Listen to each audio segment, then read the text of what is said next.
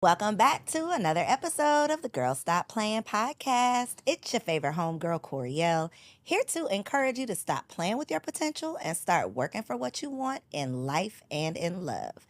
You already know I'm bringing you the information and the conversations to help you make the money and get the honey. You can have it all as long as you are willing to work. And ladies, y'all are in for a treat because we about to talk about getting to the honey on today's episode. Before we get into it though, make sure y'all like this video. If you are listening on a podcast app, subscribe to the show and go ahead and get ready to share this episode with a friend because it's going to get a little spicy. We got the fellas of Hardly Initiated in the building. Welcome to the studio, guys. Glad to be here. Yeah, appreciate that. Finally made it down to the studio, and I'm ready to get into this convo. Are y'all ready? Let's do it. Yeah, we're ready too. Do y'all do very many interviews? No, this is definitely an exclusive. Facts. Yeah. Okay. Very selective. Very selective. Okay. Oh, thank you. All right. Well, the ladies are definitely going to enjoy this conversation. Anytime I have fellas on the show, episodes always do numbers because I don't think we get enough honest conversation about the current state of relationships. Now, y'all are not like relationship experts or anything, right?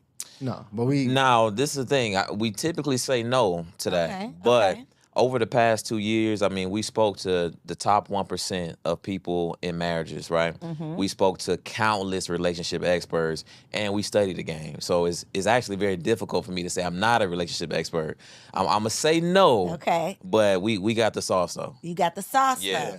And one thing y'all definitely have is your own personal experiences, things that y'all are seeing, dealing with, experiencing on a daily basis, as well as the women that you all serve through your own podcast. Y'all are like, y'all got y'all ears to the streets at all times. So I want to talk to y'all today about your personal experiences, but also some of the things that y'all are seeing, like your perspective of what you're seeing from women as well.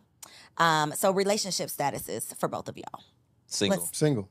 Single as hell, or like it's a lady watching this that y'all got to be mindful of what you're saying? No, yeah, I'm seriously dating, but Okay, okay. I'm still single. Okay. I'm single as hell. Single as hell. That's a fact, yeah. Nobody gonna be tuned in mad. Okay. So let's start with you, Ryan, because you went viral a couple months ago on my page, actually, Okay. with a clip that I shared, and you were talking about your preference in younger women, Uh-huh. and I believe the word you used was malleable. And the crowd went wild. yeah. So We're very viral for that. The crowd went wild. So do you stand 10 toes down by that statement? Do you want to So retract it? What's your current? I do think that in the past I was prone to use some flagrant language. Okay. So malleable, Intentionally or? I would say intentionally, Okay, okay. for sure. But now that I've matured over the past year or so, I do tend to change my language. So in this case, my preference is not necessarily younger women. Okay. Well, now it's kind of in that mid-20s range. Okay. You know, and not malleable, more of coachable. Now, this is the thing. Coachable can probably still be seen as offensive. But in my opinion, if I'm running a team, right, I'm taking care of my ladies, I'm taking care of my kids. If Did I you say ladies? my lady and my kids. Okay. Yeah, I did say ladies though. He did. Yeah. I want to be clear. Okay. Right now it is ladies, but if I'm taking care of the fam, right, and I want to put them in the best position, then of course I'm gonna want somebody on my team who's gonna be able to facilitate and adhere to whatever instruction or guidance I might be providing at that time. And I don't think that's unreasonable. And in fact, I think that most men would like higher levels of cooperation from their women. I agree with that. And I think a lot of times where the confusion comes in and the gender wars and all of the things, the people going crazy in the comments, it's not necessarily the intention of what we're saying, but it's simply how we're saying it. Right. So I don't think that it's unreasonable or unrealistic or outrageous for a man to want a younger woman for all of those reasons that you just said. But when it's presented in the sense of I want a woman who I can mold, which is basically what malleable means, like I can bend you and and bend you out of shape and you ain't gonna break. Basically, I think that terminology was just like, well, damn, you gon' like that is almost in the same vein as like grooming, I think is what people were taking it as. I mean, the levels and the response that we got from it, the level of virality was really insane. But it's understandable, right? You think about, it's been years, hundreds of years, where men have led through domination, right? Rather than masculine leadership. So if you have these women who, don't have the best upbringing in terms of having a two-parent household where both a man and a woman is present and, giving them the instruction and level of tutelage that they need to be successful in relationships, when you hear somebody like me saying malleable online, it's going to drive you pretty nuts. So I do understand it, but I think as a whole, it's best that we do find ways that, or at least be open to listening to each other. 100%. And I think that's the beauty behind the way that podcasting is taking off. It's like you don't have to be this person to have a voice, to bring some value. And podcasting, I think, is allowing us to be able to do that. Right. For sure. What's your preference, Tashawn? Malleable women or no? That word malleable is so tricky because it can be taken so many different ways. And I just want to say, when we first started the show, it was like straight barbershop talk. If most women sit in a room with men talking, most women would be offended. For sure. That's a big fact. In our just casual conversation. But because I know ladies are sitting here watching this conversation, I will not say malleable. But I think a woman that is willing to listen, right? That is willing to be open to guidance, to instruction, that's not so stuck in her way, has a wall up where she can't take instruction or leadership from someone who's qualified to lead. Ooh, heavy on the qualified to lead. I think that is where a big disconnect comes from. And it's not, in my opinion, the man's fault. It's the woman has such a terrible history of bad choosing that they don't even allow what could be a good choice to, be that masculine leader or because they've made so many bad choices that now they're just expecting that this is going to be another bad choice. Or they just have had bad masculine relationships even in family. Like they haven't had healthy masculine relationships, whether it was with their father, their brother, their uncles. Men have taken advantage of them in their own family that they should have entrusted. So it's a lot of reasons that young ladies are not able to be open to masculine leadership, whether qualified or not. But yes, and picking is definitely one of those. So what does taking, I don't want to say being submissive, but what does, I guess, taking your leadership look like as a girlfriend versus a wife?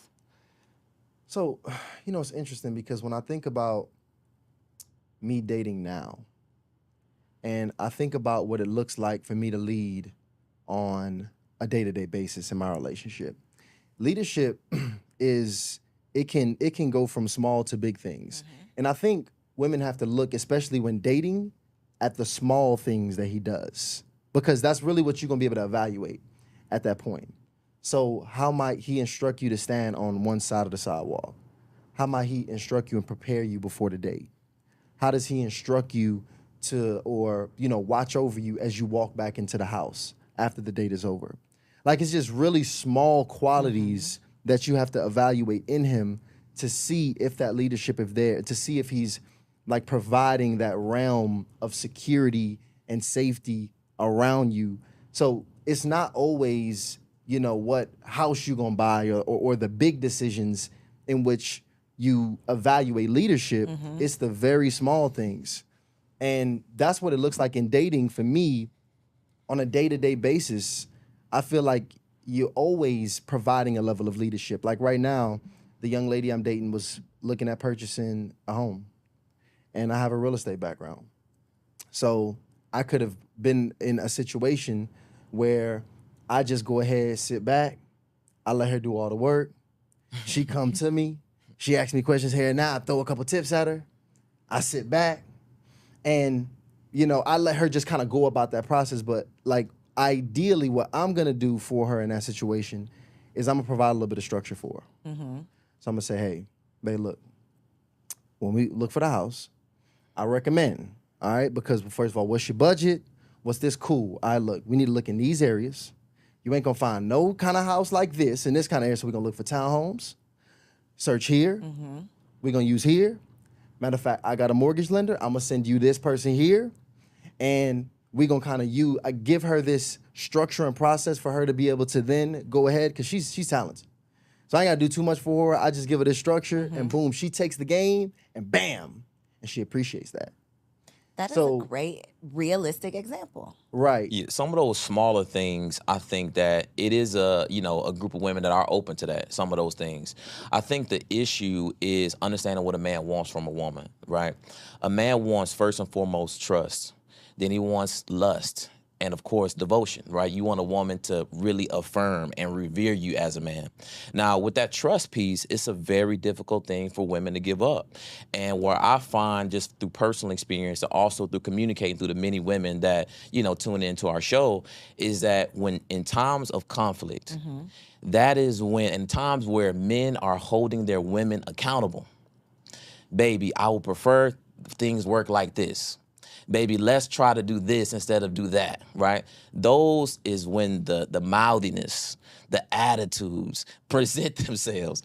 And men, especially men who stand on what they believe and have those boundaries set, are having some serious issues with establishing that level of trust. And a lot of it, I do sincerely think goes back to the negative experiences that many of our women face when they're dealing with, the guys out there. Do you all feel personal pressure, like in your personal relationships, to be whoever the world expects you to be because of your show? That's a really great question. I don't know if it's personal pressure, but I do feel like I have to move strategically. Like I do feel like I have to move strategically. Yeah. Like you won't catch me. First of all, I mean, I'm not gonna be honest. I'm gonna be honest. Like, if anybody who knows me knows that, like, typically the young ladies that I typically date women I'm not ashamed to be around.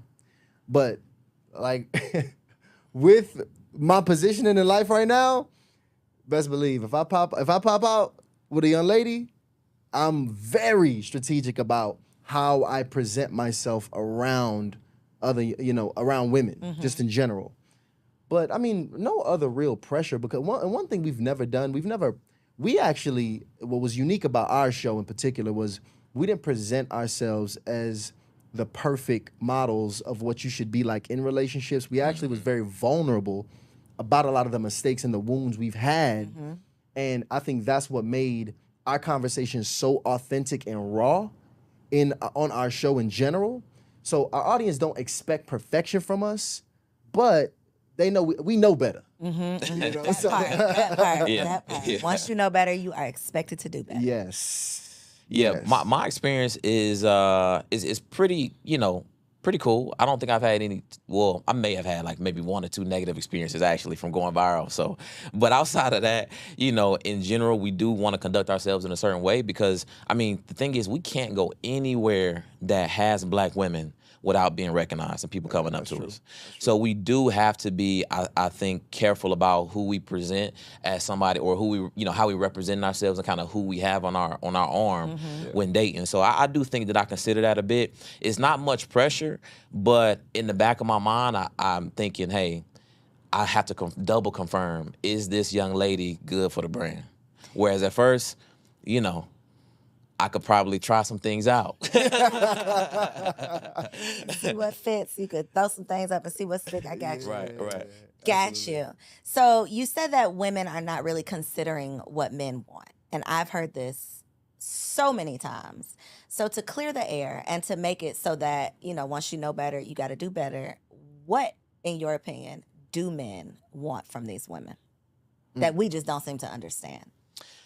Like I said, I really think it's just trust, love, and devotion. Those are things that are important. I mean, trust goes so deep.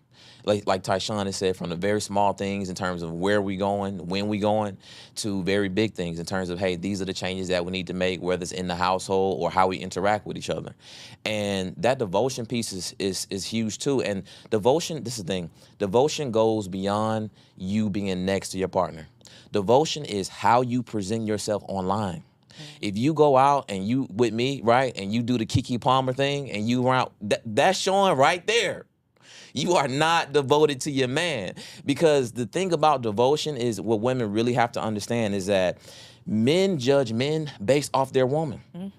If a guy comes in and his woman is stunning and she looks beautiful and classy, all of a sudden I'm like, what does that guy do? Facts. Who is that guy? Now, on the opposite end, if a woman that I feel is showing or showcasing some level of disrespect to her man, I have less respect for that man. That man gets talked about behind his back. That man gets invited to less places. And in fact, depending on the type of men that man has surrounded himself with, including his friends, that woman may even get more advances from people that he called his friends. Now, women have to protect their men. So that level of devotion, so much of it comes down to how she is when he's not around. And I think that, a lot of times women think, hey, if I'm not right with my man, it's certain things that I can do because I want to do this with my girls or because this is how I feel. But women must consider at all times, is this the right thing to do if my man was around? And if it's not, then it's best not to do it. So no to the Kiki for you too. Oh no.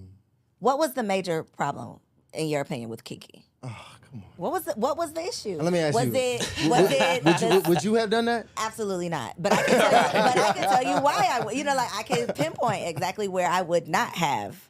I would not have. Couldn't have been me. Okay. But what at the root of it, was it that it was filmed? Was it the dress? Was it the singing? Was it that she just had a baby? Like, what, in your opinion, what was your issue with it? A woman who is sharp is always aware of what's going on, right? So being aware of it is really just understanding what the situation is. One, you're Keke Palmer, right? Okay, that's the first thing. You have attention, you have an audience, you have eyes.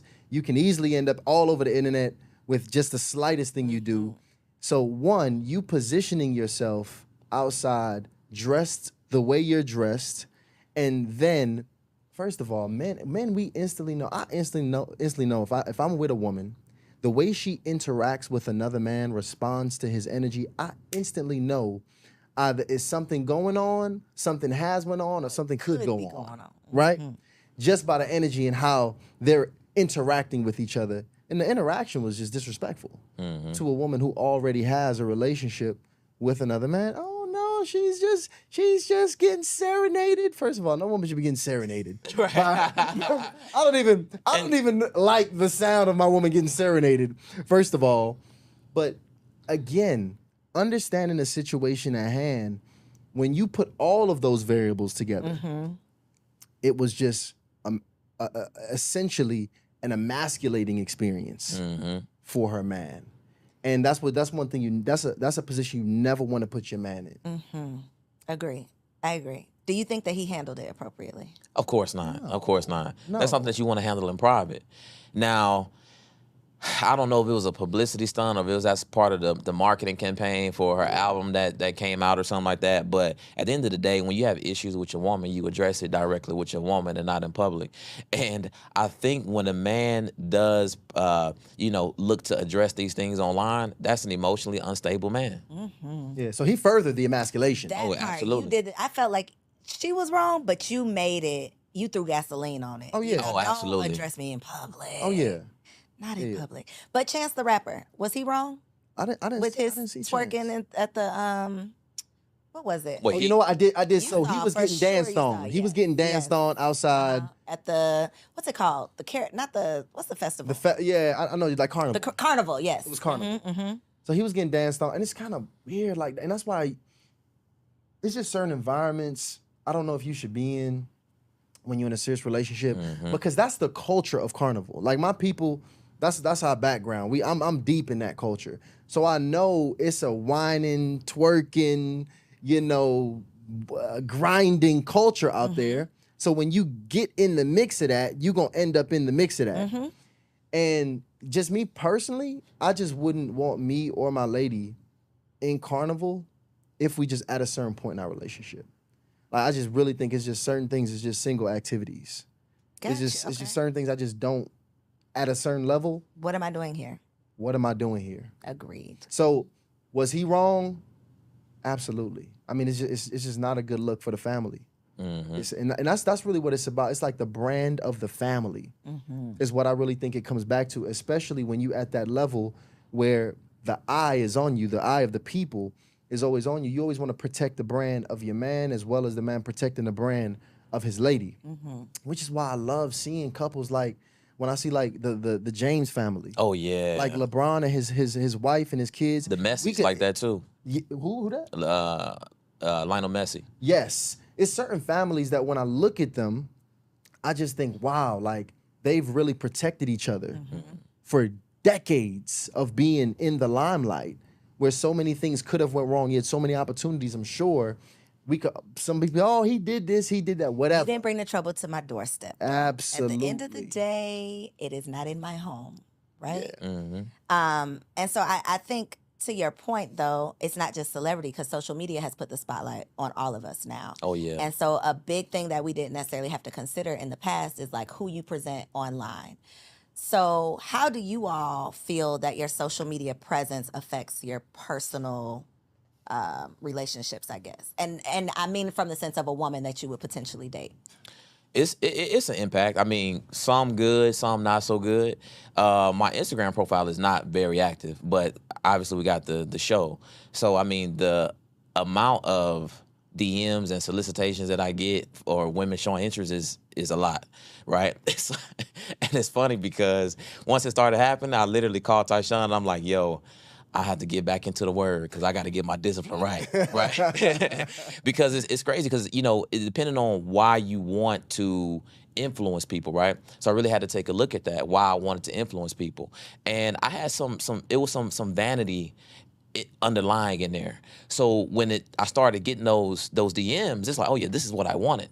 And I had to really look back at it. It's like, okay, look, if this is the goal, then we're not gonna make it very far. If income is the goal, then we're not gonna make it very far. So I really had to go back and look at, hey, why exactly I wanted to do this. So now the same DMs, I'm like, I don't respond. Right? I actually don't like it. You know, so some people would consider that good. You know, they got more people to pick from. But me personally, I don't think so. But I would say one of the negative things is just having an opinion. So because I have a publicized opinion, I am now coined as very opinionated. When I have just as much opinions as you don't like as your mom does, or your dad, or your brother, your sister. Trust me, you ask them opinions on some hot topics, they're gonna say a lot of stuff you don't like, right? But because I am publicized, then it does sometimes impact not a woman's level of attraction, but her willingness to actually go out and you know, go on a date with me. Sometimes I'm able to work through it, but other times, to be honest, there's just women that they like stay far away. And you know, like ladies is, you know, y'all researchers. Oh yeah. Sure. So y'all gonna research your man, y'all gonna look at his LinkedIn, his Instagram, if he had a MySpace back in the day, y'all pulling up everything. So it's interesting having a relationship podcast, because if you're dating and you got a relationship show, that's the only place they're gonna go. They're gonna go Listen to every and episode. binge every single episode that you've had. And they're gonna pull up anything that did not make sense. You know, when you guys first started the podcast in 2021, when you had so and so on, you said, you know, so like you gotta address all these things. But here's what's interesting though, because with the young lady that I'm dating now, so interesting. I found that this has been a way to have conversation that I probably would have never had without. So it's so interesting. We've achieved certain levels of depth in conversation that I don't think we would not have had if I was not entrenched in this space and she wasn't watching this show and asking these follow-up questions. So it's almost like, you know how people say, babe, let's read the 5 love languages together. We do that every episode. Yep. You're taking, because, and I did this with my husband, not even realizing I was doing it, but just talking about all these random scenarios. What would you do if this? What would you do if that? You're taking the pressure off of it being you and her. It's like, this is just my opinion. It's not directly affecting us, but now it's a talking point. Now I understand your thoughts. Now we can have a conversation on this. Now I can get to know you better. Now I can understand you better. And it's not I'm judging you on your opinion, or I'm taking it personal because it's an attack. It's just creating a conversation. So I love that. And see, you learn a lot. That's important. Yeah. That's important, especially when you're dating, because I think that's the biggest place we're failing in dating. those questions and those conversations really allow you to understand the person's values. Yep. And how they think and make decisions. Yes. When you looking to apply for a job, they got a whole host of scenario questions so they can see how Your quick, thinking. right, how you think and how quickly you can get to that solution. So I think if more people ask scenario-based questions, they could potentially learn a lot more about their partner. And Yeah. that's the beauty of podcasts, though, because I mean, even if you're not hosting the podcast, just watching a podcast Yep. with your partner, just watching it yourself and then taking that conversation back home. Even though word on the curb is, Black people need to let go of the podcast equipment. Like, we need to just Right. take it out of the hoods. We need to get rid of Right. it. I do think that it's creating the conversation, right? R.I.P. Kevin Samuels. People had whatever your opinion was, he created conversations. Yeah. Absolutely. He brought up these topics that need to be talked about. Whether or not you appreciated the way he presented them, a lot of the conversations that he brought to the forefront needed to be had. They were things that we just were sweeping under the rug and pretending like, what we've been doing have been working, and it obviously has not been. He That's is a fact. truly the Godfather. Shout out to Kevin Samuel, because this is the thing. Kevin May really he brought rest the in peace. conversation to the He did. table. He did. Like it or And not. Like it or not. like it or not, and the thing about it is we still not having enough conversations, because I can attest to this personally. I didn't even and start investigating or look to understanding the dynamic between men and women or relationships as a whole until I was about 29, 30 years old. Mm-hmm. So you got to think about that. I'm well into my career. You know what I'm saying? Finance, okay, I understand that we don't need to be broke because that's how I grew up, right? Mm-hmm. But that's it. I mean, it's more to life than that, right? It's more to being a man or a woman than that. So he brought conversations that I think, of course, some of it was abrasive, and it's going to be rough because a lot of us grew up without the right instruction, without a soft voice, without a rock or foundation to lean on. But I still am very much so appreciative of the people who are willing to put out very vulnerable content, because at the end of the day, we have to learn, because it is a problem. And it's agencies out there that are seeking to destroy families in general, Western culture families in general, especially Black families. And this is a thing. I tell women this all the time. You're not the only one that know you special. Your man or guys interested in you, not the only one that know you special. These corporations know you special too. And they want to get these women away from their families. They want to get these women out of the household. They want these women to be on the opposite side of the gender war, because that's more money for them. That's more spending for them. So all of this talent, like I think Tyshawn mentioned this in a podcast, I think Black female entrepreneurs are the fastest growing entrepreneurs. That's great. But let's think about what else could that mean? What are they running from? What are they leaving behind when they're fastly growing these businesses? Exactly. And it's not say that you can't do both, but you got to think about what comes first. Would it be growing at that rapid speed if your family was taking priority, or if building in your personal life was taking priority?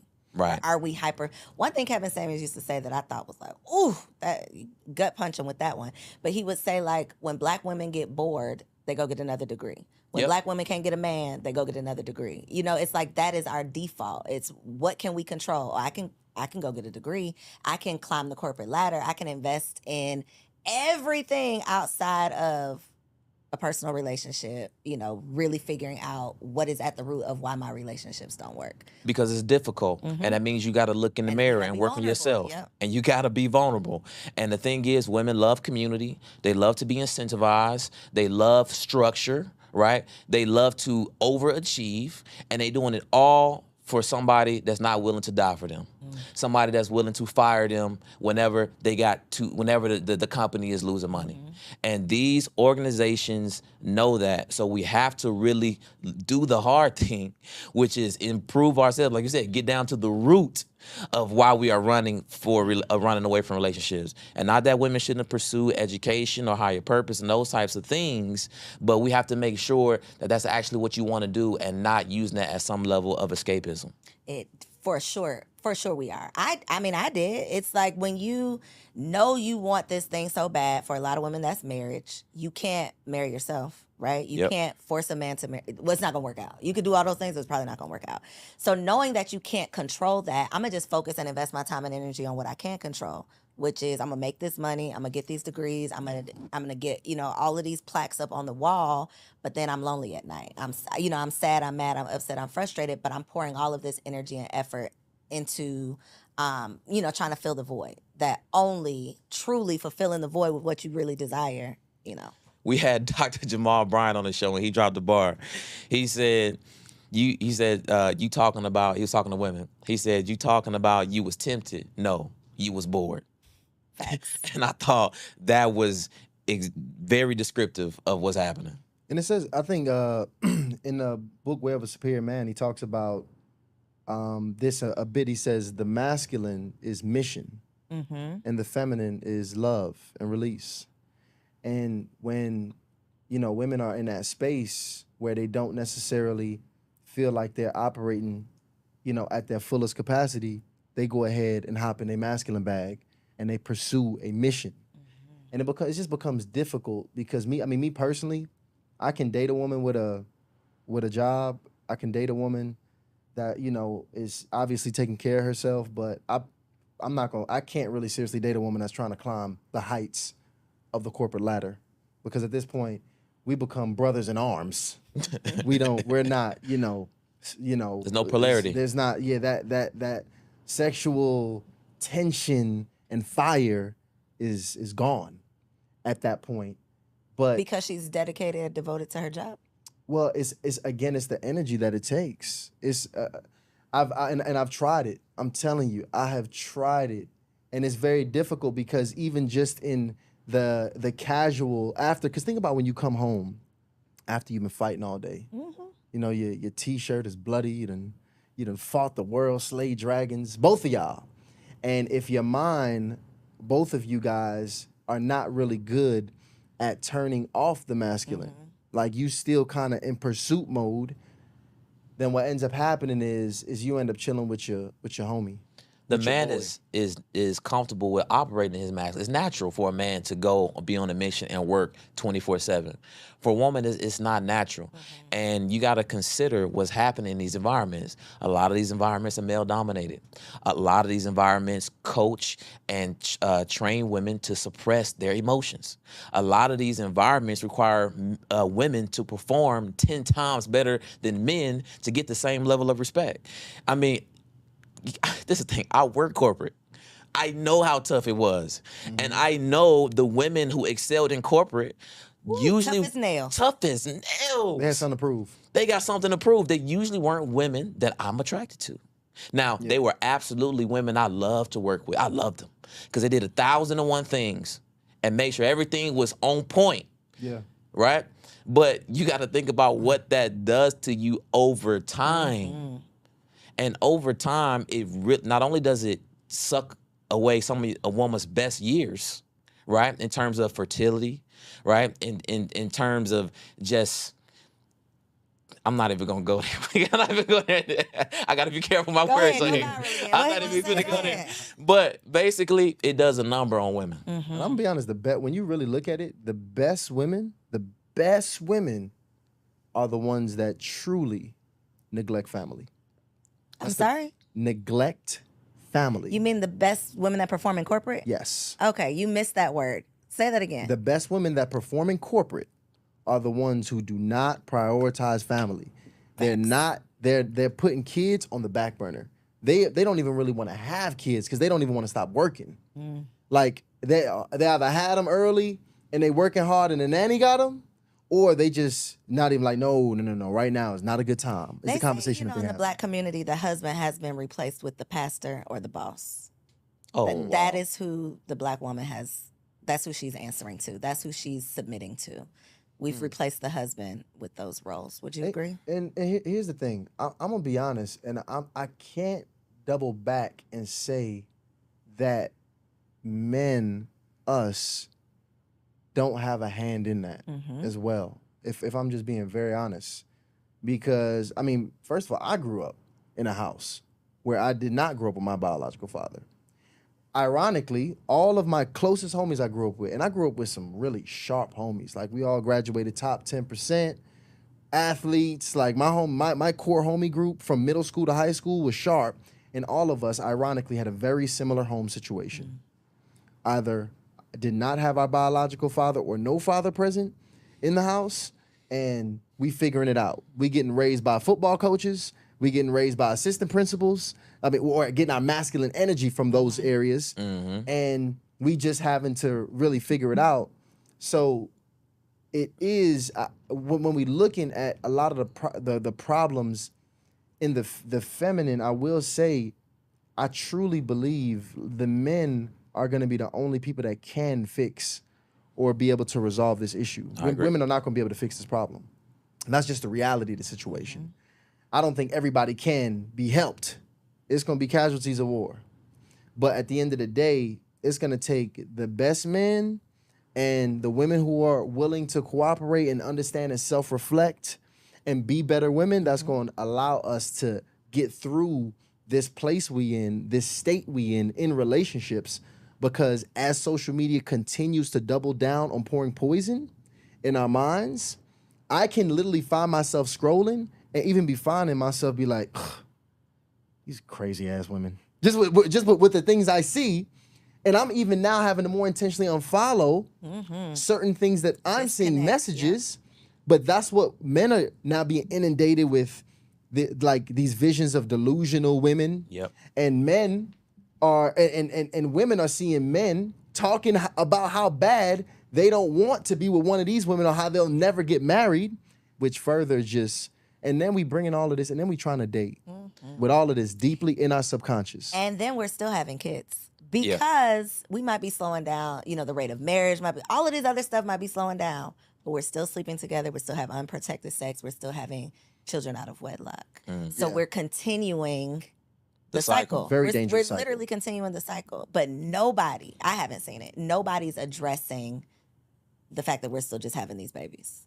Nobody is talking about that. Right? Because if you talk about it, then you're shaming single mothers. If you talk about it, then it's the whole cancel culture thing is like you can't speak to a solution because then if you're talking about a solution, then you got to be shitting on somebody who has the problem. Yes. It's like you can't even present the solution without somebody having a problem with it.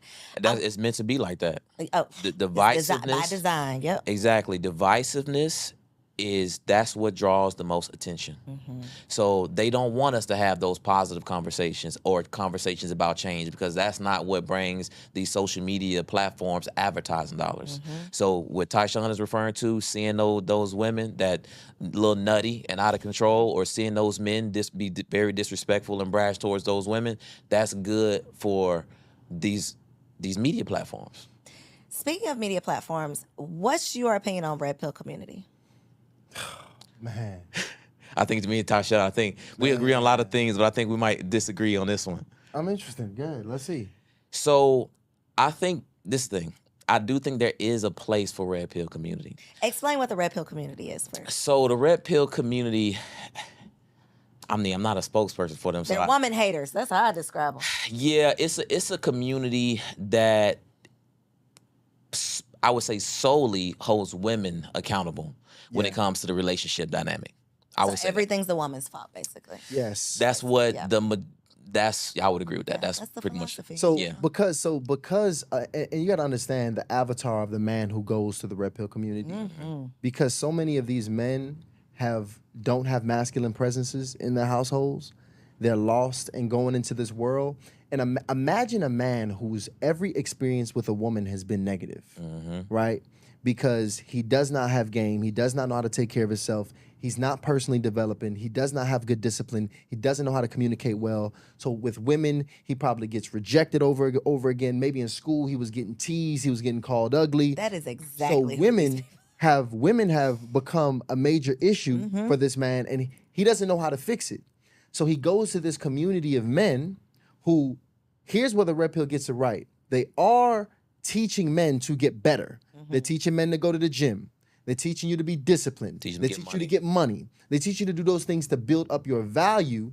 But where they get it absolutely wrong is when it comes to family. They do not teach family. They do not teach the benefit of having a woman in a man's life and how he becomes better with a great woman. They tell you all of the issues that women can bring. Here's how to have sex with women very quickly. Here's the things you need to watch out for so they don't take your money. I mean, I even seen as far as the red pill community, the one of the higher level originators of the red pill community telling men to even get vasectomies so they can have so they can pretty much forego sexual discipline and still be able to, you know, pretty much make it a man's playground, if you will. But at the end of the day, the only reason that community exists is because it's been such a lack of masculine leadership. Masculinity has even been getting punished over the last few decades, with it being something that is toxic and should be relaxed and should be much softer. And we push the softer men. And when you don't have, like, first of all, if the uncles, y'all remember like the uncles at the cookouts that was talking, like low key, a lot of those guys would be considered red pill if you just hear some of the things that they say, like, oh, talk to an old black man. Like yeah, but he was probably married. But see, that's the thing. I'm talking, and again, the red pill community, when when they talk about relationships, their whole relationship dynamic and talking points is massively toxic. It's massively All toxic. these things did not work out, and now let me tell y'all how it didn't work out. Now, this is the thing. I do 100% agree with Tyshawn on that. But I do still think it's a space for it. Because although I don't agree with the angle, I do think that sometimes you got to get punched in the face to get your ass up. I really do think that. But what is the getting your ass up? Because I just feel like it's not a solution-oriented philosophy. It's you being a better man, but then what? You being a better man for what purpose? See, no, I do agree with that, but it's just the thing. When I think about, you had during the civil rights movement, you had two varying messages that you can say both were righteous. Martin Luther King and Malcolm X. Martin Luther King's message did not. Some people, it just did not hit, right? But Malcolm X's message, it hit. Now, right or wrong, now at the end, did Malcolm X come around and he took a more holistic approach to race matters in the United States or in the world? Yes. So all I'm saying is, if you get punched in the face and you catch that red pill, take it for what it is. Don't become a devout follower of it. Just get this level of understanding that you need to make a change. Get that little level of motivation and find your way to a GS Youngblood or a David Dita that's going to teach you not only the dynamics between holding women accountable, but also holding yourself accountable. Because like Tyshawn said, women, we can't wait for them to change. It's us that must make a change. Yeah. See, that's the thing about it, because I mean, if you go back to MLK and Malcolm X, they were both righteous, though. I mean, if you roll with either one of those guys, you were gonna, the society would have been better. Red pill is, I mean, where y'all driving us to? Where y'all driving us to? See, that's the issue with the red pill, because if I can't tell you to go to any community that won't make the nation better overall. Like that's the most dangerous part there, because if you get stuck there, then your growth stunts. The problem is you need to get punched in the face by your pastor. This is the thing. One message was divisive, and the other message was more collaborative. It was very different. Violence was a big part of what Malcolm X was putting out. So you can't really say, don't get me wrong, I think both had levels of righteousness. But what I'm saying is, one particular message was piercing. The message that we are delivering, this whole man message, is a lot more difficult to get out than other message. So I don't agree with the red pill community, but I do think it's some space for it. Got you. Unfortunately, if we continue to have a society where we continue to create, I think we're producing just emasculated men, we're going to create the monster of the red pill community. The red pill community is just the reaction of, we spawned it from us not properly grooming the young men. Like, it's interesting, I was actually listening to the story of the Joker. When they tell you the story of the Joker, how the Joker, the maniac, one of the most insane villains of all time, when you watch the movie on him, which I watched this weekend, it's like a whole psychology series. Like he was this super pacified kid who had to suppress all of his emotion, who was not able to really embrace his masculine, who had to be this person that he was not.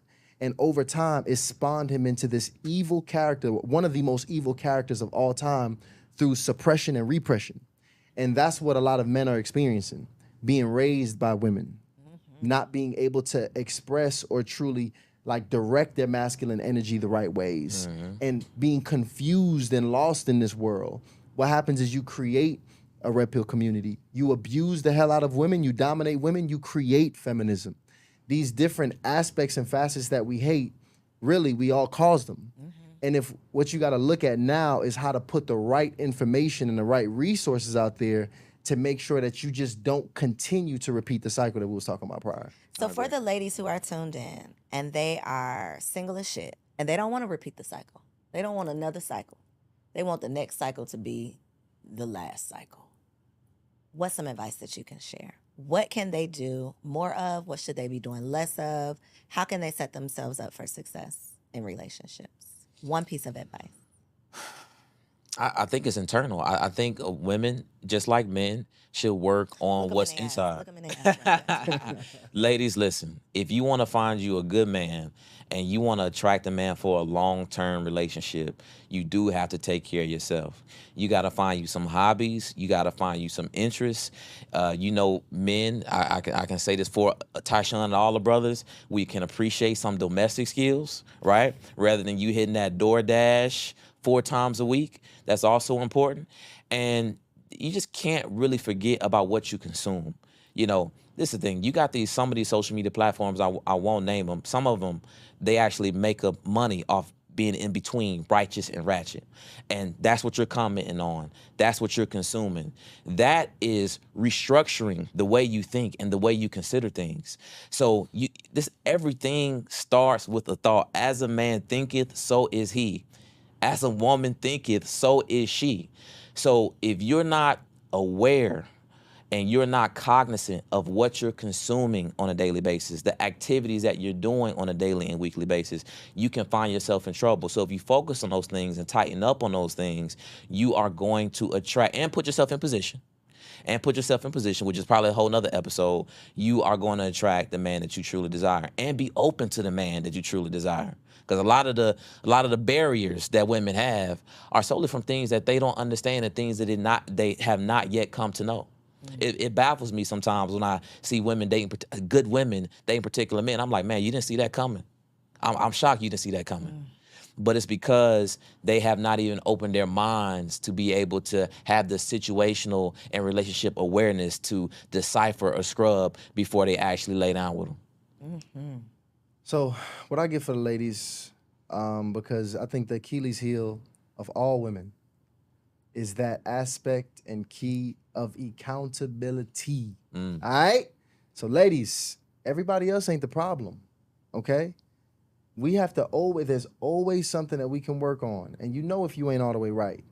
So one thing I see ladies neglect massively, and I think it's probably even more important for women than men. And even men don't need to neglect this, but more important for women, your self-care, like the way you take time for yourself, being in tune with yourself, you being because your intuition, your knowing, that's like your superpower as a woman.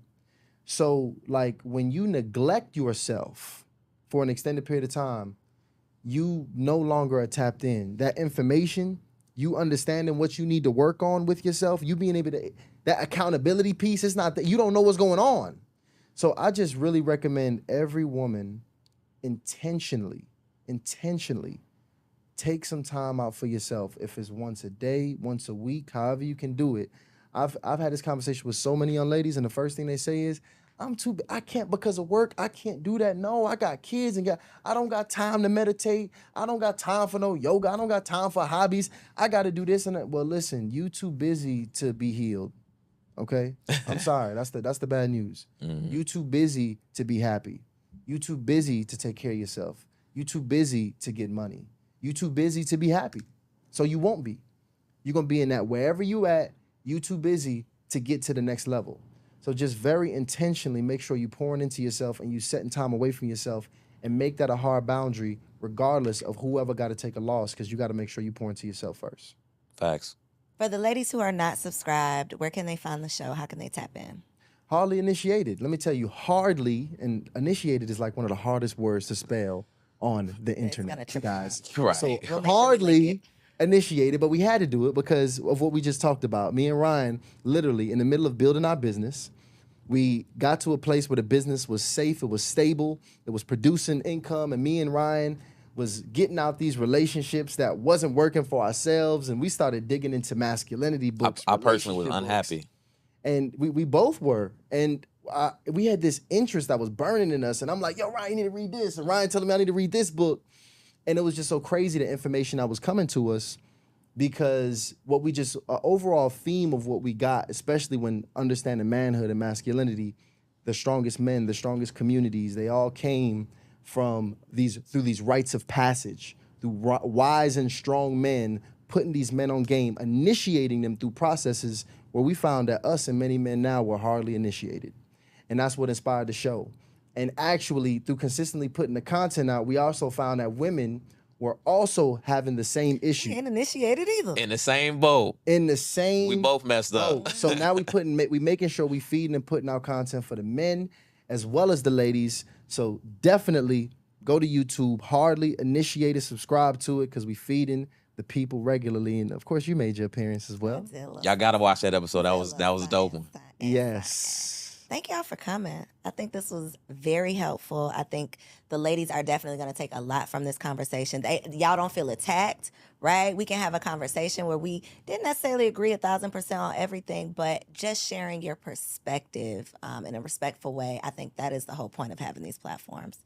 So thank y'all for coming. We appreciate you. Y'all already know I truly, truly believe that there is a partner out there being prepared to love you properly. You just got to put yourself in position. Make sure you subscribe to the channel, share this episode with a friend, and I'll catch you next week. If you enjoyed that episode, make sure you subscribe to the channel so you don't miss out on any upcoming content. And take it a step further and go ahead and join our private community over on Patreon, because it comes with some pretty bomb perks, including early and discounted access to our upcoming events, behind-the-scene exclusives with some of your favorite guests, the opportunity to call in on an upcoming show, the chance to vote on topics and guests for brand new shows, and I'm even giving you unlimited access to my vault of business classes where I'm teaching you everything from Airbnb to developing digital products and everything in between. And you can get access to our Patreon for as little as $5 a month, okay? Get in where you fit in, and I'll see you on the inside.